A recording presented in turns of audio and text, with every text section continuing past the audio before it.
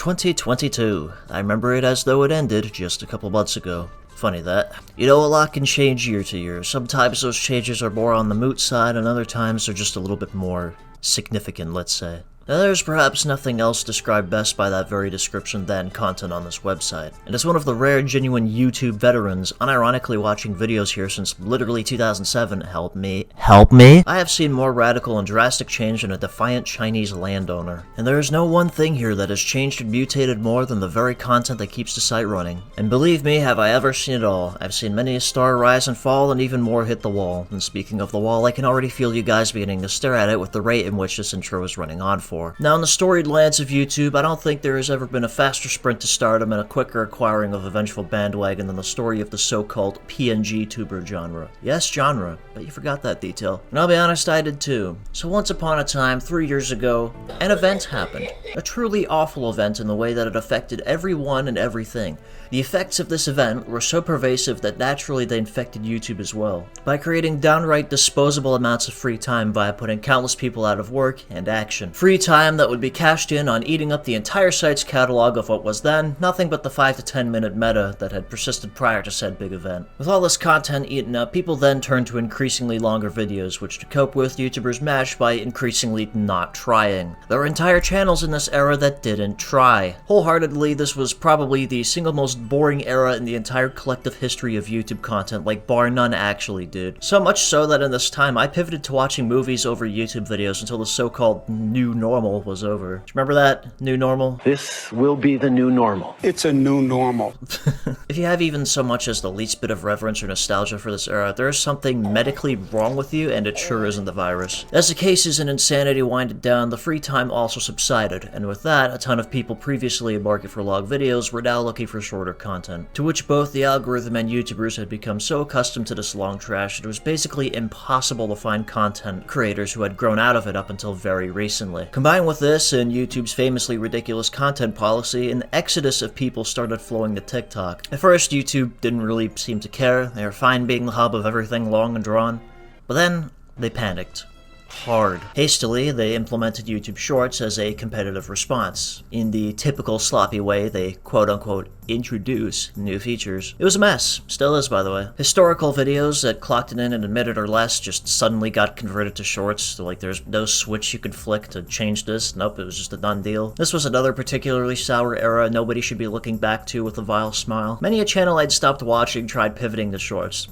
All of them failed. I mean, what else is there to say? From the very get-go to this very day, YouTube Shorts has been this odd place. It's just been a dry realm of what is basically soft-serve TikTok with the occasional history video for some reason. Whilst YouTube Shorts was being deservedly criticized and poked at by everybody else, somebody else saw a fertile new frontier here. A place for potential investment. The ball streak of Wall Street being none other than Jellybean. The investments in question being fan interaction-based content, which is honestly probably some of the most difficult content you could possibly get started on. Nobody gets enough comments to farm a video off of on their first shift, but that's the beauty of YouTube Shorts. So what if you're getting 1 to 3 comments? All you have to do is extort them for long enough to reach the 1 minute mark rather than 10. Rinse and repeat this day in and day out, get some friends to rig the comments for you, and carry you on until you have real votes.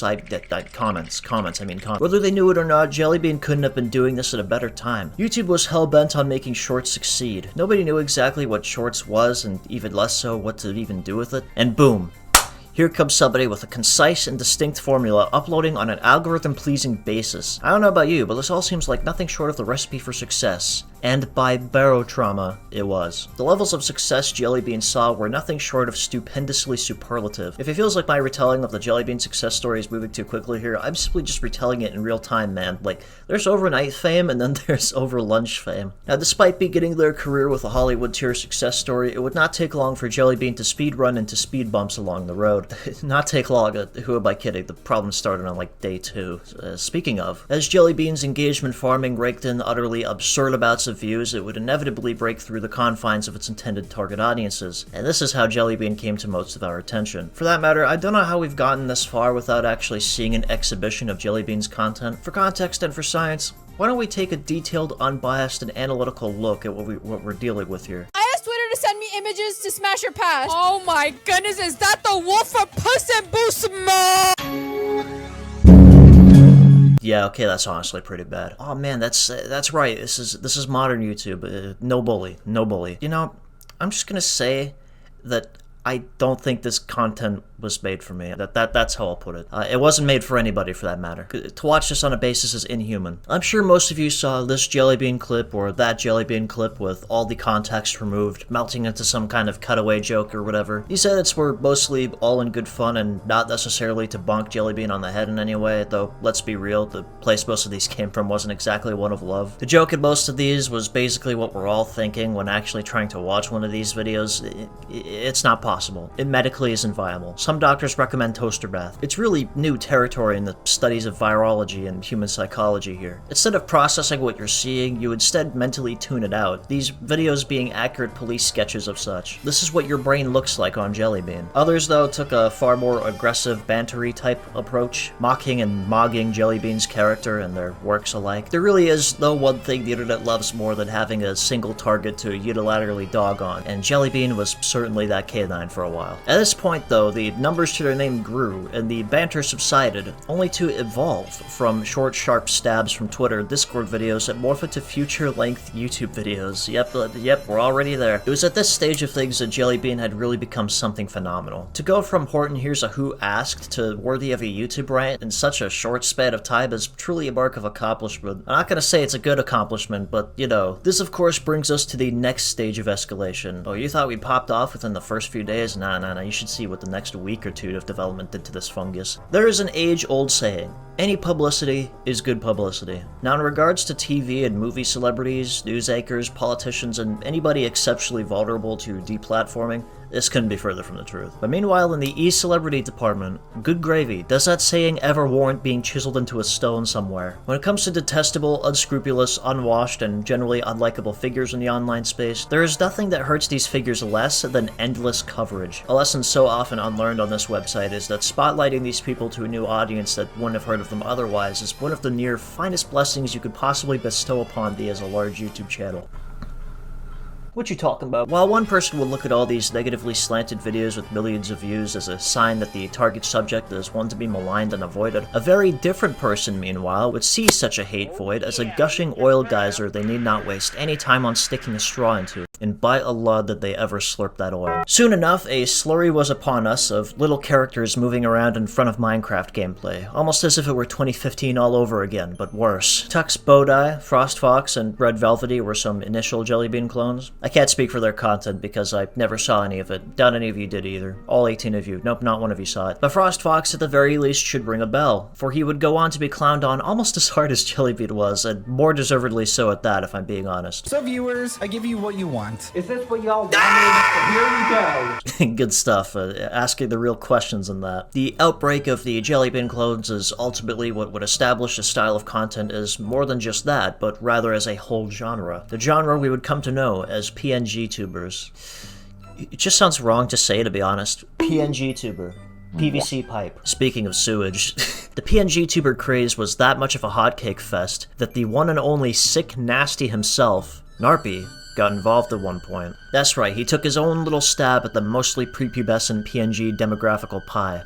Chat, if I don't make this jump, I unironically don't kiss boys anymore.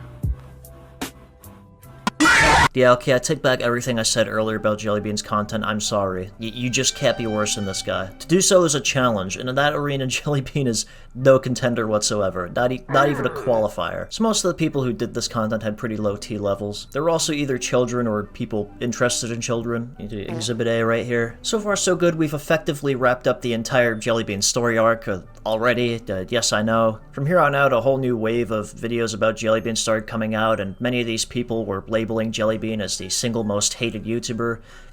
With how truly widespread and deep-seated this hysteria was, I'd be inclined to agree. To call the amount of hate Jellybean was getting disproportionate would be to call water wet, to call a furry immoral. Like you don't even need to say it. Whilst not only being one of the largest crusades I've seen on YouTube, it was probably also one of the fastest in terms of just how far it got. Like there's a hate bandwagon, and then there's a Panzer IV. Boys, what are we doing outside Moscow? Evidently, that was the wrong turn we took back there. We're gonna have to take another look at our maps or something.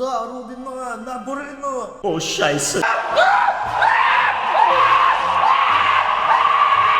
As the hate flow and industrious copycatting moved out of sight, the video essayists got to work on nailing the coffin shut, something they typically do years later, long since the subject in question has fallen off, committed a crime, passed away, or whatever. But I can't even blame them a whole lot given the unreal proportions the hate train reached, and how fast it did too. PNGtubers were the first and thus far only YouTube equivalent of a Twitter meme. You know, the Twitter meme cycle? One person does it, then everybody does it. And when everybody does it, it's uncool. And when it's uncool, people get tired of seeing it. And when they're tired of seeing it, they get mad when they see it. And when they get mad by seeing it, they start to hate it. And when they hate it, hating it becomes a meme in and of itself. And when the hate cycle concludes, the video essay cycle begins. And when the video essay cycle begins, then it's just truly over. It's really telling when a genre of content on this website has a shorter lifespan than montage parodies. About those video essays, by the way, framing it as if it were going to be over for Jelly Bean, or that Jelly Bean was going to be some kind of Titanic mainstay commanding a legion of PNG troopers. Were you people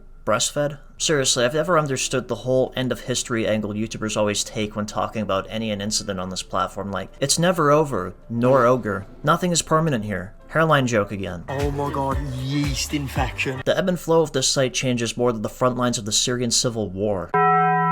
If any one of these people were to look at any channel's past catalog, or hell even their own, they'd see what I mean. Nobody can hold a reputation like that, take it to bed, and later the grave with them. And as we know from the year we've had since, Jelly Bean didn't. So what exactly are they doing now? Well, I did some investigative masturbative work, and while they've fallen into that pit most people who are only on this site for money generally do. You know, farming fan interactions and nothing else. You grind about 2 years making actual content, score a couple home runs, then you retire and let the fans carry the channel for you. Except the thing with Jelly Bean is, that I can't say I've ever really seen this before, is that they started out doing this. Jelly Bean's entire shtick revolved exclusively around their fans more than it ever did themselves. And I don't care who's watching this, I've gotta commend that as a dub, because that is certainly a hard mode achievement. As a new YouTuber, there is nothing harder to get than comments. You'll get views, you'll get subs, you'll get likes, but comments?